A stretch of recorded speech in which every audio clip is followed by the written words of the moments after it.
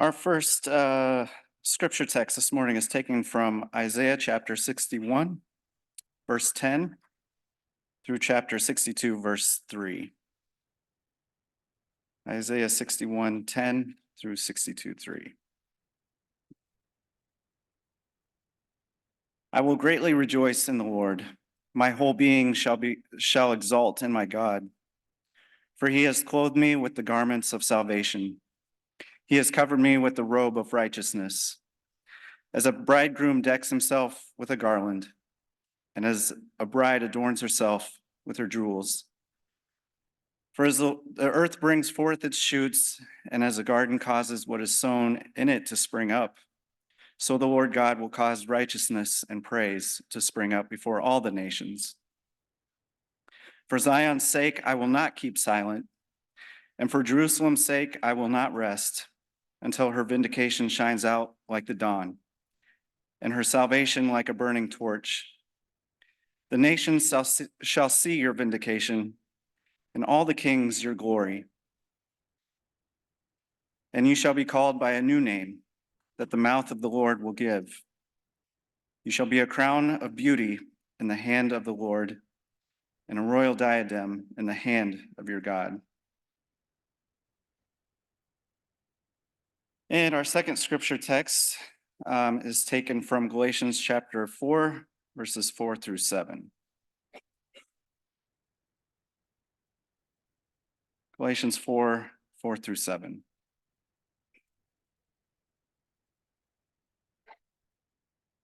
But when the fullness of time had come, God sent his Son, born of a woman, born under the law, in order to redeem those who were under the law, so that we might receive adoption as children. And because you are children, God has sent the Spirit of his Son into our hearts, crying, Abba, Father. So you are no longer a slave, but a child. And if a child, then also an heir through God. I had asked Gerald to share with us this morning, and I just wanted to quickly give a little background on why I did that.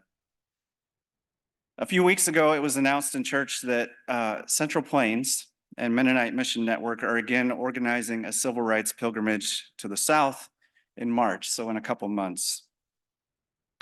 And this piqued my interest because I've spent a lot of time studying the civil rights movement and its foundation on Christian and spiritual principles, especially that of nonviolent resistance. And the civil rights movement has very deep ties to the Mennonite church.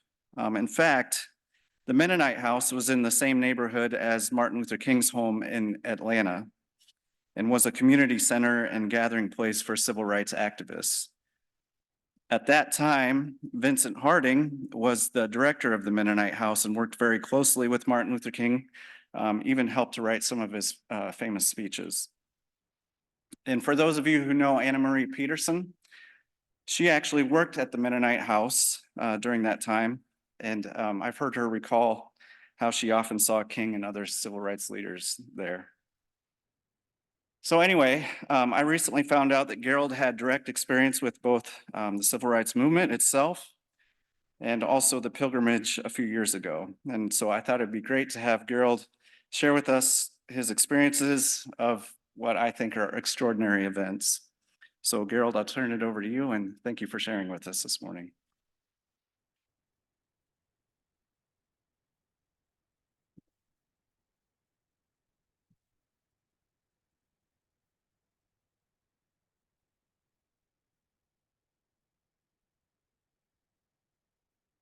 Well, this is the last day of the year, so what are you going to do to make it good? Are you going to make resolutions for the new year? I'm not much of a resolution person, but some people are. Maybe we could make a resolution to share what we know with those who we don't know, I guess. Sometimes I think I'm a white supremacist. I haven't hardly worked or seen or did anything in my lifetime other than Mississippi with Black people. I don't know about you, but my first experience with Black people was when I was in college at Iowa Wesleyan College.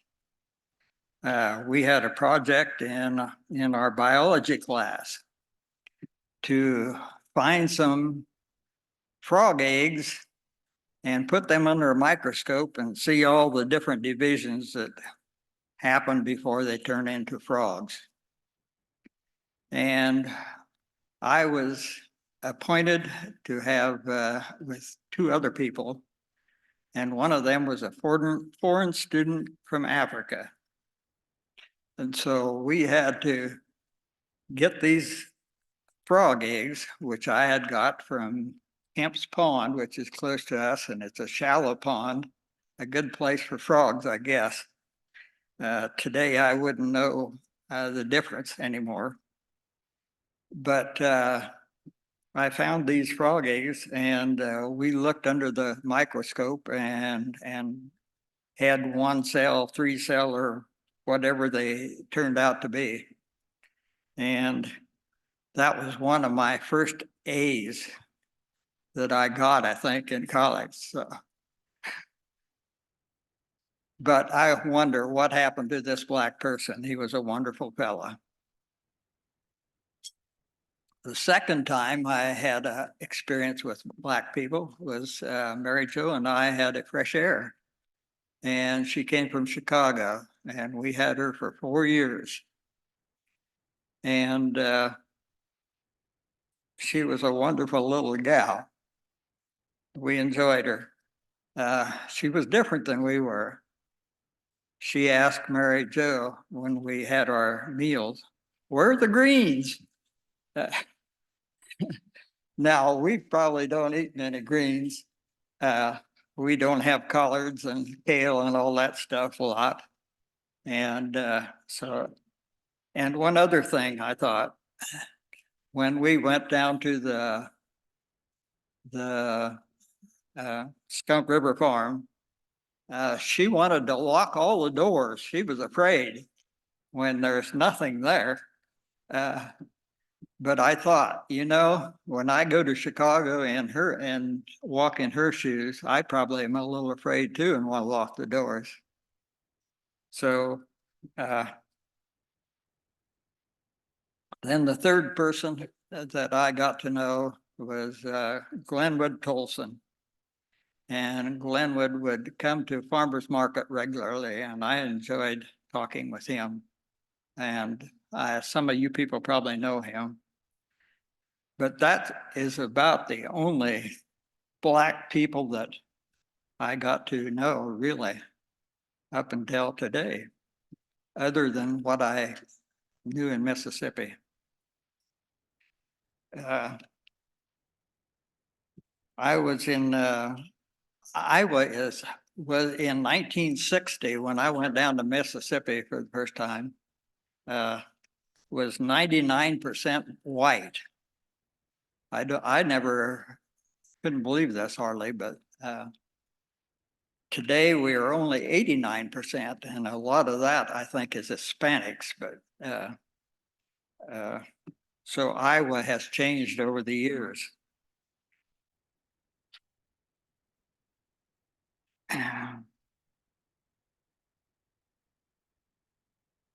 So in the 60s, I might say that some of this stuff that I'm going to tell you today is from my memory, and my memory probably isn't the best from going back 60 years.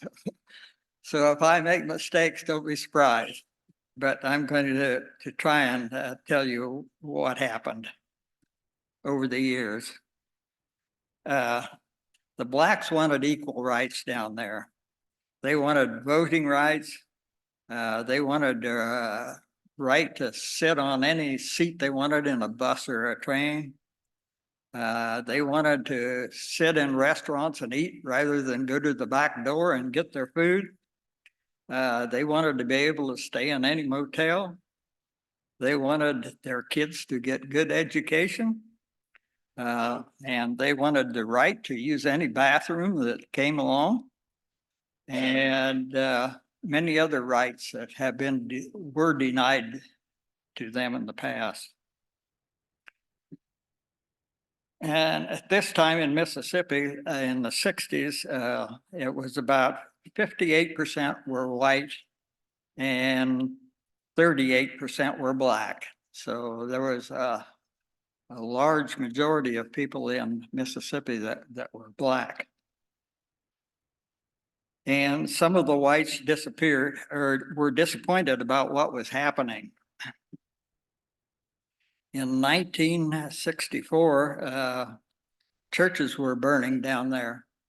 And MCC wanted to respond to what was happening. And I got a call asking me if I would, from MCC, asking me if I would consider going to Mississippi for a month to help rebuild some of these churches. And I was wondering, you know, why me? Why should I go? And why did they pick me to call to ask if I'd go down to Mississippi? And then I had to think. After high school, a neighbor of mine, Henry Burgraff, asked me to work for him, and we did construction work. And many of the projects that he had were, or over the years, were milking parlors, and these milking parlors were out of cement block, and so we laid cement block. So I learned how to lay block, and I volunteered to. And then in 1959, I was on an ocean liner to Europe. And I volunteered to work for the MCC PAX program and was sent to Vienna, which I didn't know where that was, Vienna, Austria. And probably most of you don't know where it is either. It is in Europe. And it was I was assigned to work repairing a Lutheran elementary school that was damaged in the war. There wasn't much damage in Vienna, but this school was used by the Nazis to house troops, and they had explosive supplies in the building. And when the Russians were coming into the city, they set the building on fire, and so it sat there for quite a few years before anything happened. The people that were nearby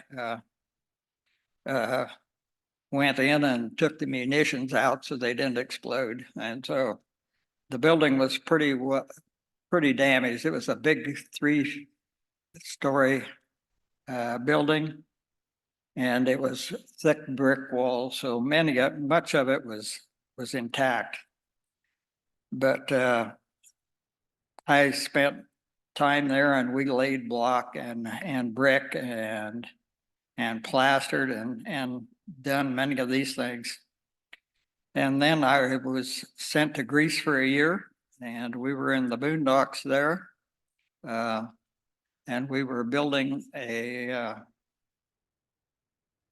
number of buildings for a new experimental farm there. And at the time, it was different than the center of Vienna. There was no running water, no electricity. I slept in a chicken house, and I learned to lay block there too. We laid a lot of block buildings and some brick buildings. And so when I came back in 1961, then I worked for Burgraff again, and MCC then knew my skills and knew that I could lay block. And so I wondered, why not me? I had the skills. It was happening in December. The farm work was all done. Construction work was slowed down. And it's warm down south. So why not? And so I volunteered to go down to Jackson, Mississippi, and there were 5 of us men. Excuse me.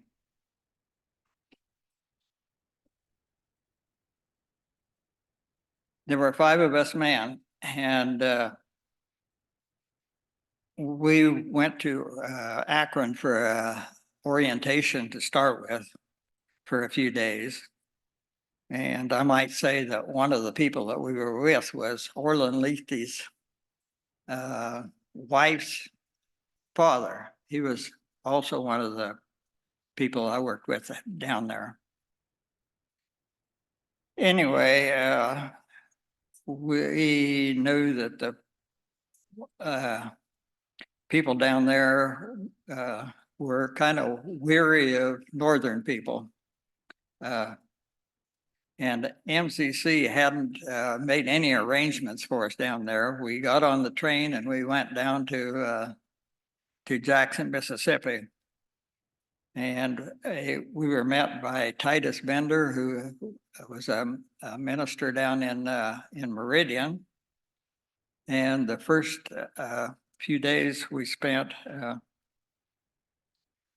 looking for a place to stay and a place to eat. And we were looking for a boarding house, and we couldn't find a boarding house where we could eat. So we ended up in a motel north of Jackson, or the north part of Jackson, or north, I don't remember for sure, but it was north anyway of Jackson. And there was a restaurant kind of close, and so we ate our breakfasts and our dinners at the in restaurants, and we took our meals while we worked during the day. And we laid block on a black church that had burnt, and it was a church about the size of probably Cottonwood in Findlay. And so we spent 3 days laying the block. We laid them about 10 foot high. And it was a lot of work. And a Reverend Taylor was our spokesman, and he was the minister of this small black church. And so I got to know him fairly good, and there was an electrician there that was black, and he was there quite a bit of the time. So we got to know him good. But other than that, we didn't have too much experience. A few of the people would come around from the congregation, but we didn't meet many people from the congregation. But we were welcomed there by the downtown Methodist church in Jackson. This was December, so they were having their Christmas party, and they invited us to enjoy their Christmas banquet, and they showed us a lot of respect.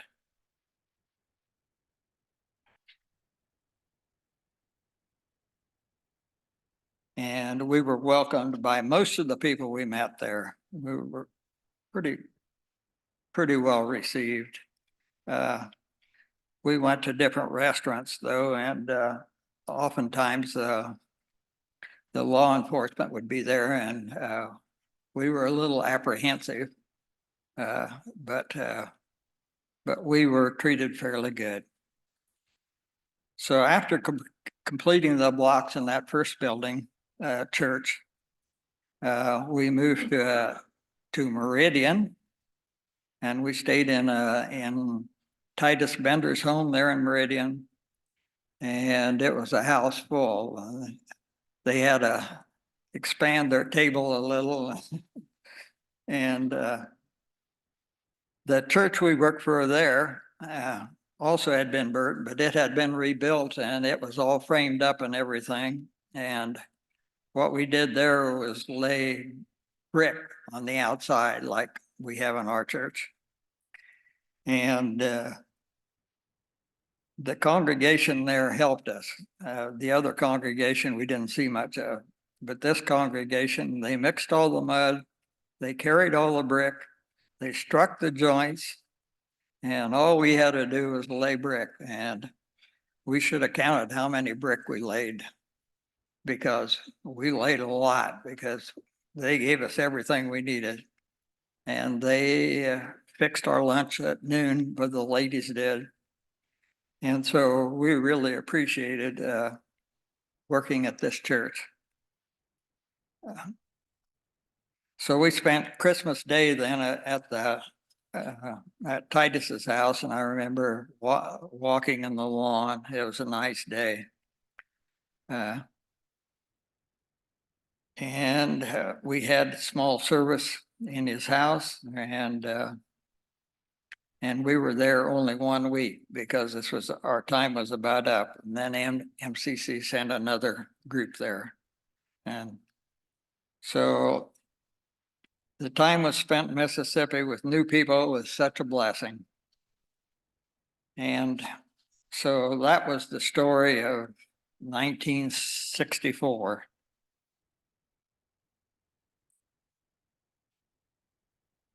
After completing, let's see.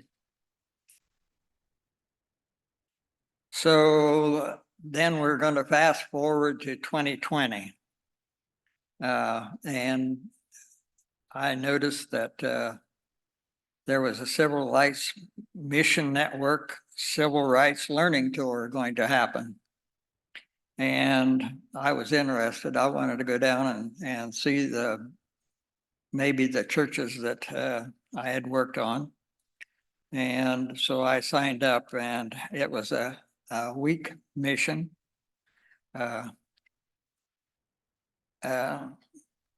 We first I drove down by myself. Some of the other participants, there were probably about 10 of us in the group. And I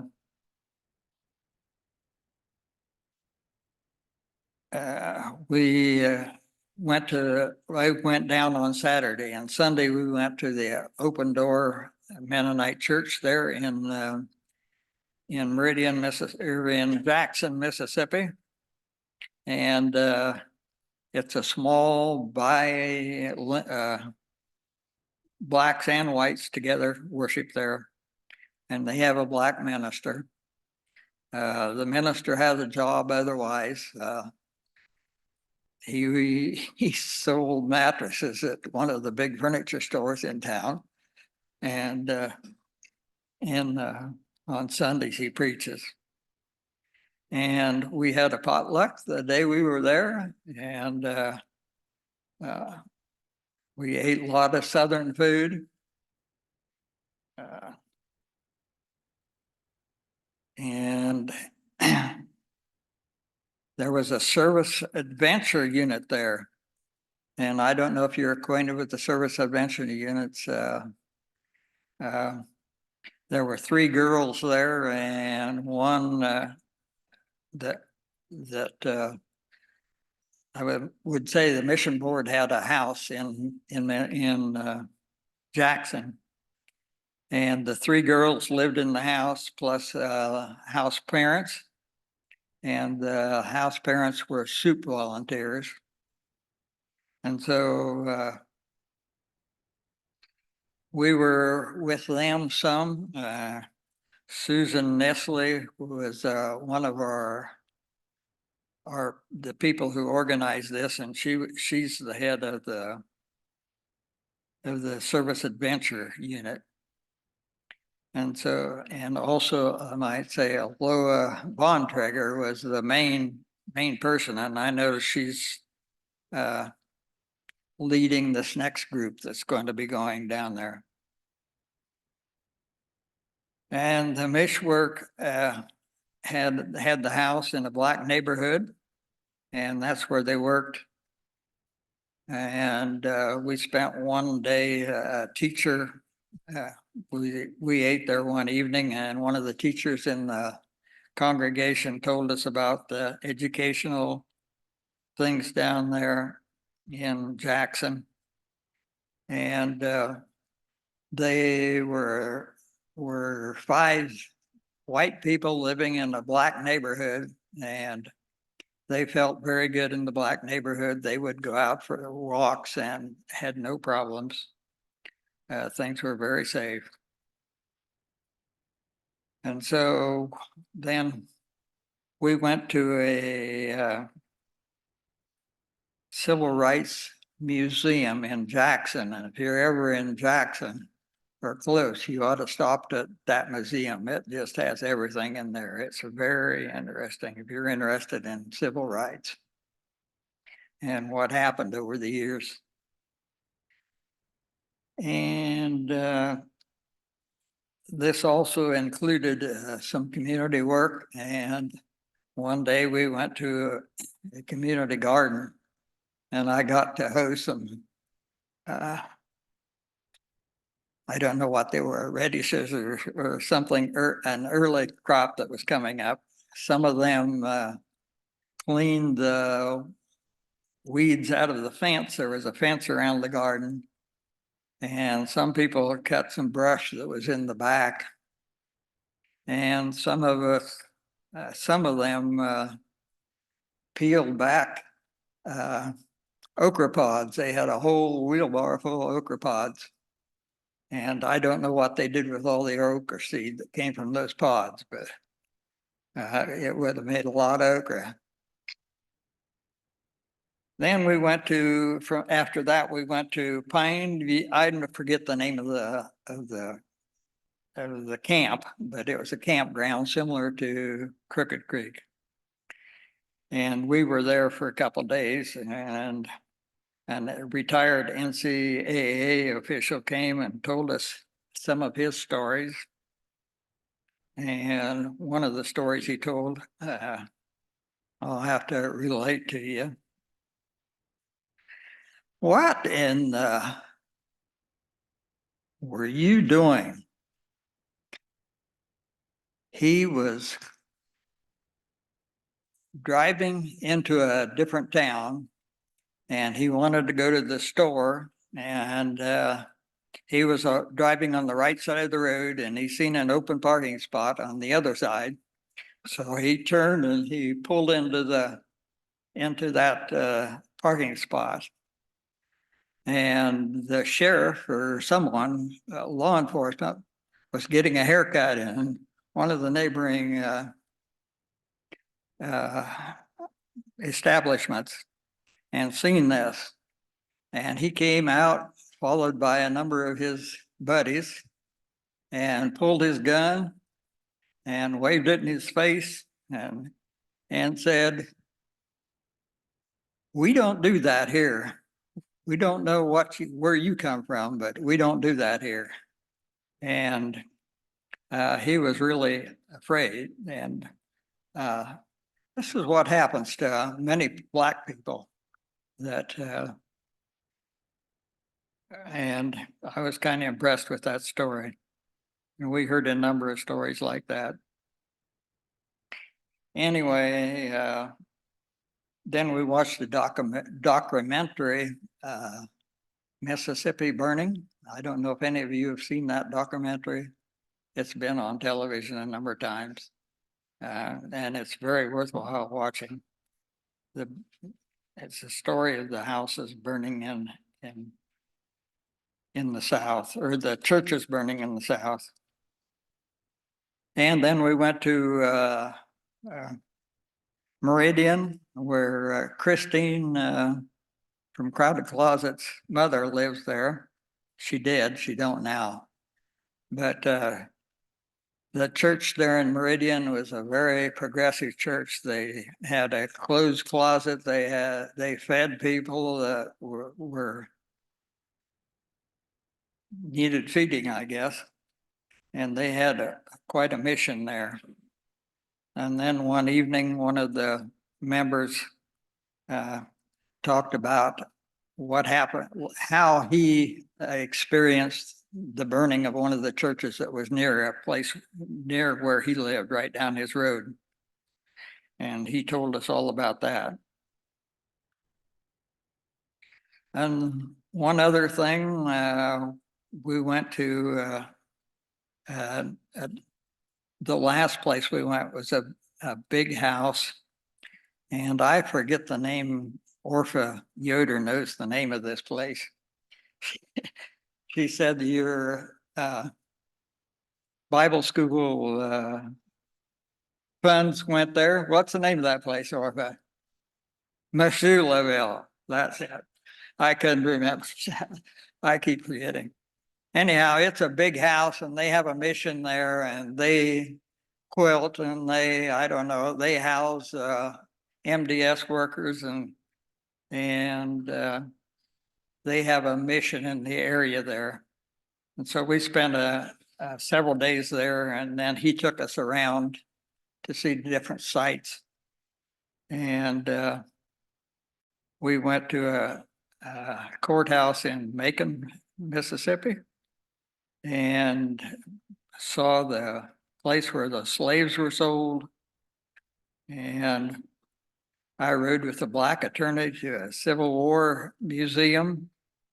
And in that, or not museum, a cemetery, Civil War cemetery.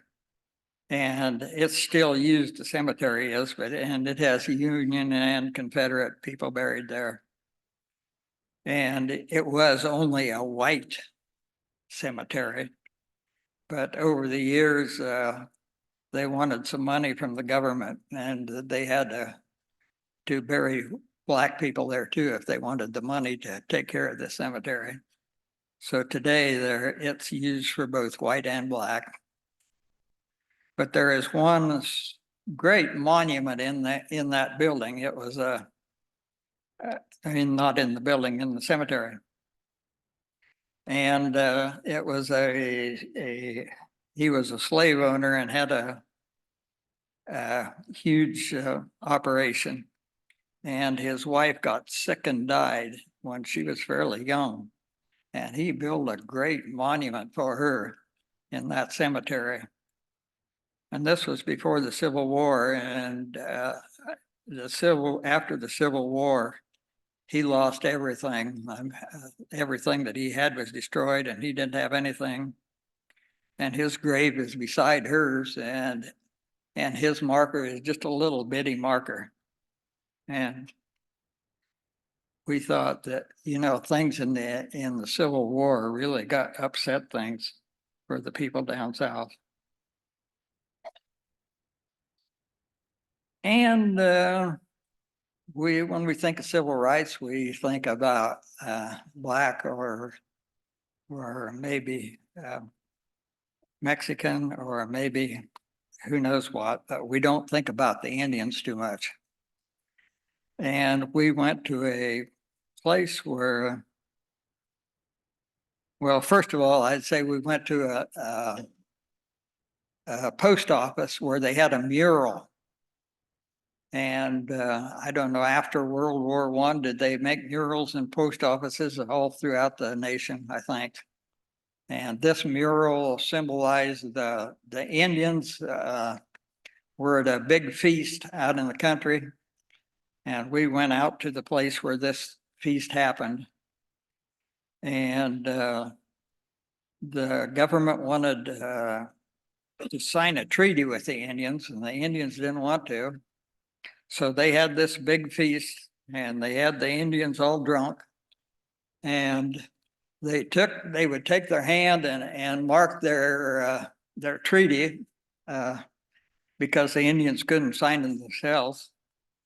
And so after this treaty was signed, then the army rounded up the Indians that they could catch, and they marched them off to Oklahoma. And we went to a museum and we heard that story. And then we went to Medgar Evers' house, who was a civil rights worker who was shot, and we seen how he was shot in his own driveway. We saw the swamp where the Squirner 3 car was found. And we ate like kings and queens. They just picked the nicest restaurants. They weren't fancy, but they had the best food. We were treated like kings and queens. And so if you go on this pilgrimage in March, you'll experience many of these same things, I'm sure.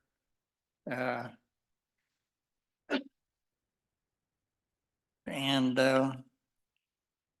so I encourage you to maybe make your New Year's resolution that you will serve in some way. There are many ways you can serve to bring about God's work in this world because there are many needs. Thank you.